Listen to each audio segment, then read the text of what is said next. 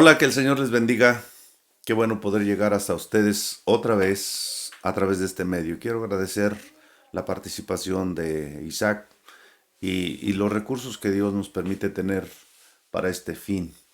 Le doy gracias al Señor por cada uno de ustedes que están sanos, que están bien. Que el Señor les bendiga ricamente.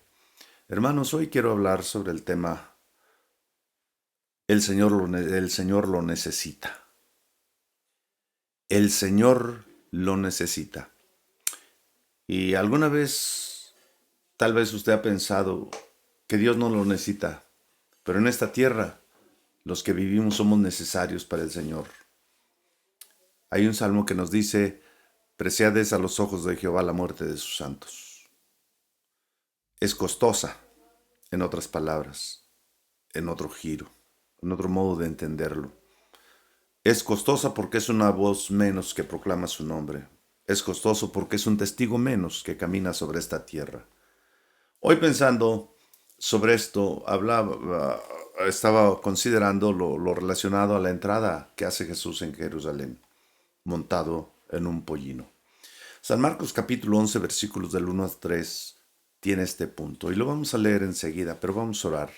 Que el Señor nos ayude a considerar en qué aspectos somos nosotros necesarios para Dios en esta tierra. Padre, en el nombre de Cristo Jesús te doy gracias por lo bueno que eres con nosotros y que nos permites hoy poder abrir nuestros ojos, respirar y tener que llevarnos a la boca y tener una familia, un hogar y tener las cosas que tú nos permites tener. Gracias en el nombre de Cristo Jesús. Amén. Pues bien, hermanos, agradeciendo de antemano su atención a los próximos, 15, 17, 18 minutos. Espero su atención. Así que San Marcos capítulo 11, versículos del 1 al 3 dice, cuando se acercaban a Jerusalén, junto a Betfagé y a Betania, frente al monte de los olivos, Jesús envió 2 de sus discípulos y les dijo, id a la aldea que está enfrente de vosotros, y luego que entréis en ella, hallaréis un pollino atado, en el cual ningún hombre ha montado. Desatadlo y traédmelo. Y si alguien os dijere, ¿por qué hacéis eso? Decid que el Señor lo necesita y que luego lo devolverá. Hay varios incidentes particulares. Jesús visitó Jerusalén varias veces durante su ministerio. Jesús monta un pollino, un asno en desarrollo. Eso es lo que es un pollino. La multitud tendía hojas de árboles donde Jesús iba pasando. La gente gritaba, Hosana al que viene en el nombre del Señor. Jesús visitó el templo, desalojó a los comerciantes y maldijo una higuera. El ciego Bartimeo clamó a Jesús diciendo, Jesús, hijo de David, ten misericordia de mí. Y esta confesión de fe deja ver que el ciego tuvo una percepción que los líderes religiosos de su tiempo no tuvieron. Vio que Jesús es el Mesías. Zacarías 9:9 nos dice, alégrate mucho, hija de Sión, da voces de júbilo, hija de Jerusalén. He aquí tu rey bien vendrá a ti, justo y salvador, humilde, y cabalgando sobre un asno, sobre un pollino, hijo de asna. En primer lugar, quiero que hablemos de la obediencia. ¿Quién de ustedes montaría un caballo o un asno bronco para luego entrar en una ciudad, pasar en medio de la algarabía y gritos de una multitud de gentes? Pues si no sabe, a lo mejor diría, pues yo me animo y lo hago. La experiencia que se llevaría no sería grata. Porque Jesús pidió que el asno que iba a utilizar fuera un asno bronco, no domesticado. Si usted no sabe lo que es eso, yo sí sé y sé a lo que me atendría si lo hiciera. Si usted sabe, entonces le aseguro que no querría intentarlo. Jesús cumplió la escritura, montar una bestia que nadie había montado. También fue puesto en un sepulcro que nadie había usado. Eso nos dice la escritura. Quizá nadie volvió, eso pienso, que quizá nadie volvió a montar aquel animal porque Jesús asumió un privilegio real al montar un pollino que nunca había sido montado. En Números capítulo 19, versículo 2 y Deuteronomio 21:3 nos hablan de la vaca alazana y de la becerra, animales que nunca hubieron hubieran llevado un yugo para ser sacrificados. Esto se relaciona con nuestro texto al preferir utilizar un animal que nunca se hubiera utilizado en trabajos comunes. Si Dios le pide algo, es muy posible que le pida algo que usted no ha podido dominar. Si el asno hubiera sido manso, no, tal vez no lo habrían tenido atado. La instrucción de Jesús fue: si el dueño de aquel animal pregunta ¿por qué están desatando? Díganle, el Señor lo necesita y después lo devolverá. Esta es la autoridad de Jesús conferida y otorgada a sus discípulos. Espero que se ha entendido esto que acabo de mencionar. Hablar de la autoridad de Jesús y hablar de conferir y otorgar, y en este caso a sus discípulos, me hace pensar en la autoridad de Jesús como para poder disponer de algo que no era suyo, porque existe el Estado de Derecho.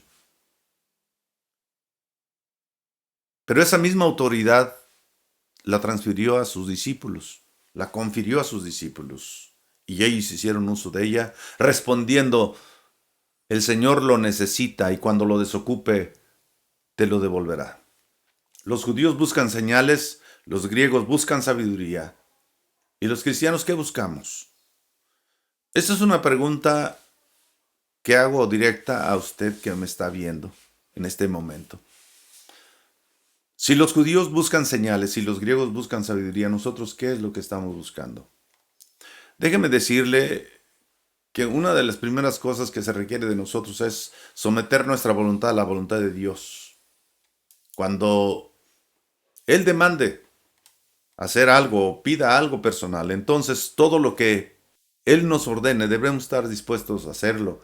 Y si estamos en esa disposición de hacerlo, si sometemos a Él nuestra voluntad, entonces el texto que nos dice: y todo lo que pidiereis al Padre en mi nombre, creyendo lo recibiréis, será una realidad de nosotros. Ojo, no es cuestión de tener una mente positiva al orar. Hay que creer. En primer lugar, debemos creer. Y si no, pues mejor para qué abrir la boca. No debemos tener algo en contra de otros. En segundo lugar, no debemos tener algo en contra de otros. Si tenemos algo en contra de algo, de alguien, tampoco nuestras oraciones serán efectivas. No debemos orar con motivos egoístas. Es decir, solamente para gastar nosotros, solamente para divertirnos nosotros. Si lo hacemos así, entonces los motivos son egoístas. Si es para que no sufran los nuestros, para que no sufra yo, y no pensamos en glorificar a Dios con ello, tampoco tiene caso. En cuarto lugar, que nuestra oración sea por el progreso del Evangelio. Y entonces podría decirles yo con toda seguridad que tenemos un alto porcentaje de que cualquiera de nuestras oraciones en este sentido sea escuchada. Si no es que un 100% de posibilidades de que su oración sea contestada. Pensemos un poco en Abraham, el padre de la fe. Debido al sentido común y a las experiencias que nosotros desarrollamos en la vida, desarrollamos también prejuicios que nos dificultan obedecer a Dios y su palabra sin reservas. Esta es la razón por la que nos cuesta seguir una instrucción y obedecerla. Porque muchas veces está relacionada con áreas de nuestra vida que no hemos podido someter. Abraham rindió a su único hijo al que se lo prometió y se lo dio. Y yo puedo ver en ello que está confiando y sujetando sus sentimientos a quien todo lo puede. Le aseguro que Dios no le va a pedir algo así a usted. Nunca podremos tener éxito en nuestra vida cristiana ni en el ministerio hasta que aprendamos el secreto de rendirnos incondicionalmente a Dios. Gran parte de nuestro potencial está escondido en áreas que aún no hemos logrado dominar, porque ese es el terreno que corresponde a la fe. Y si quiere verlo, lea Hebreos capítulo 11, el primer versículo, y nos dice: es pues la fe, la certeza de lo que se espera y la convicción de lo que no se ve. Y entonces nosotros entendemos Que no es cuestión de ver, porque si vemos ya no necesitamos fe. No es cuestión de decir aquí lo tengo, porque si no ya para qué quieres fe. No sé si en la mente de alguno de ustedes está un carro, quizá una casa elegante, o tal vez viajar, tal vez poner un negocio. Pues tienes que vivir pensando que vendrá, tener la convicción de que lo lograrás y entonces un día llegará a ser un hecho. Cuando aquel asno fue devuelto, ya no tuvo que ser amansado porque ya lo ha montado Jesús y no pasó nada. Cuando Dios pide algo, aunque cueste trabajo, yo le sugiero que lo suelte, que lo dé. Él quiere ayudarnos a dominar las áreas de nuestra vida que no hemos podido dominar. Cuando trato con empleados y les doy una instrucción específica, sé que no siempre les va a ser de su agrado, aunque siempre esté dirigida a hacer más sencillo y mejor el trabajo. Y sabe, por eso es valiosa la obediencia. El propósito de Dios siempre se cumple, después de recibir una instrucción y obedecerla. Vuelvo a repetirlo. El propósito de Dios siempre se cumple después de recibir una instrucción y obedecerla. Quiero hablar sobre la postura recomendable, es decir, esta es la postura que nosotros deberíamos de tener respecto a Dios. Cuando Dios te pida algo, en el área que sea, decídete a otorgarla con alegría. Eso es muy importante, porque uno puede hacer cosas por obligación, por demanda, por exigencia, pero nosotros debemos hacer las cosas con alegría. Déjame decirte algo, la higuera y el templo tenían un propósito de vida y no se estaba cumpliendo. Jesús dijo, mi casa, casa de oración será llamada, pero vosotros la habéis hecho cueva de ladrones. Observen, nosotros tenemos una higuera o no tenemos una higuera, pero hay muchas. Observen una higuera. Cuando es tiempo de higos, ahorita es un tiempo de higos más o menos, pero los higos y las hojas brotan juntos en una higuera. Pero cuando se madura el fruto, las hojas se van secando y luego se caen. Aquella higuera tenía hojas, pero no tenía fruto. En cuanto a nosotros, mis amados, el propósito de nuestra congregación no es solo pintarnos como cristianos, sino dar fruto. Dios ordenó diezmar y ofrendar porque las finanzas son una de las áreas más difíciles de dominar de nuestra vida. Aparentemente, pues es poco, pero cuando se trata de lo que nos ha costado tanto para ganar, decimos, ay, y duele. Duele si no amas.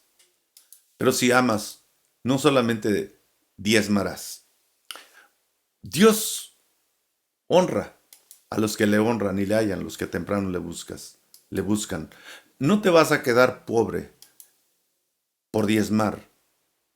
No, al contrario. Ni te vas a hacer rico si retienes tu diezmo. Por el contrario, vas a venir a pobreza.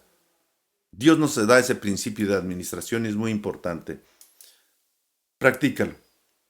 Si tienes hijos lejos de Dios, puedes decir esto con toda confianza y seguridad. Donde quiera que vayas, mis oraciones te alcanzarán. Y en el nombre de Jesús, entrégaselos a Dios.